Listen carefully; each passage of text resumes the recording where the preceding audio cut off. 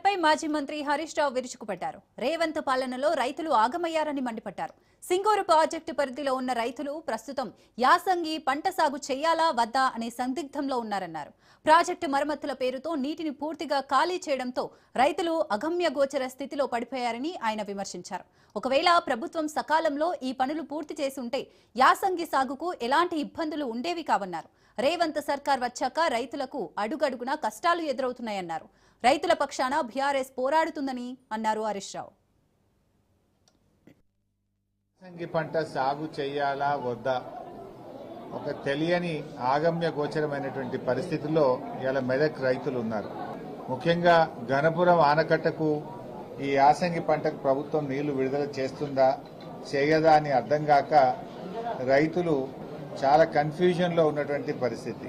ఇవాళ మన మెదక్ జిల్లాలో పాపన్నపేట, హవేలీ గన్పూర్, కొల్చారం, మెదక్ రూరల్ మండలాలు ముఖ్యంగా ఈ గణపురం ఆనకట్ట మీదనే ఆధారపడి యాసంగి పంటలు సాగు చేయడం జరుగుతుంది. అయితే సింగూరు ప్రాజెక్టు మరమ్మతు చేయాలనేటువంటి పేరిట ఇవాళ సింగూరు ప్రాజెక్టు మొత్తం కూడా ప్రభుత్వం ఖాళీ చేసింది. ప్రభుత్వం సకాలంలో చర్యలు తీసుకోకపోవడం వల్ల సింగూరు మరమ్మతు పోయిన వేసవి కాలంలో చేసి ఉంటే ఇవాళ యాసంగి పంటలో రైతులకు ఇబ్బంది ఉండేది కాదు.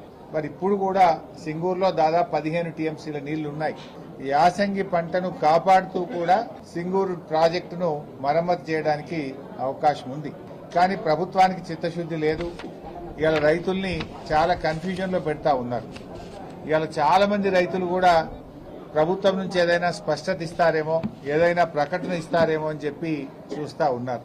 గత 10 సంవత్సరాల్లో బోరు బండి మాయమైపోయింది.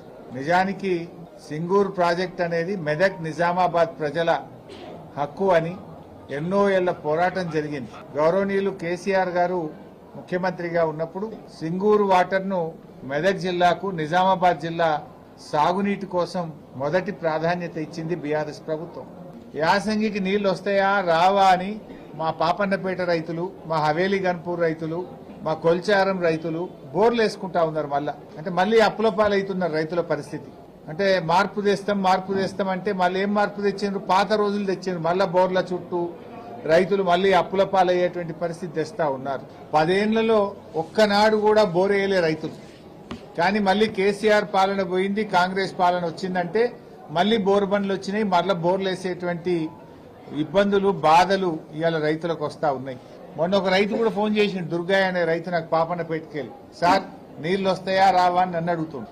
ఏం చెప్పాలి? కాంగ్రెస్ పాలనలో ఏం అర్థమైతలేదు సార్, మేము నారు పోసుకోవాలన్నా వద్దా సార్, ఎట్లా సార్ అని దుర్గయ్య అనే రైతు నాకు ఫోన్ చేసి పాపన్నపేటకెళ్ళి అడుగుతా ఉన్నాడు.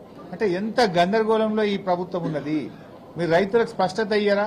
ఈ పాటికి నార్లు పోసేసి నారు పెరుగుతుంది, ఇంకా రేపో మాపో నాట్లు వేసే కాలం వచ్చింది. కానీ ఇంతవరకు ఇలా ఒక కన్ఫ్యూజన్ లో ఉంచారు. అంటే అసలు చెప్పుకునే దిక్కు లేదు. ఎవరు రైతుల బాధ వినే పరిస్థితి లేదు. ఇక్కడ ఈ ప్రభుత్వం మొద్దు నిద్రపోతా ఉంది. రైతులకు స్పష్టత ఇచ్చేటువంటి పరిస్థితి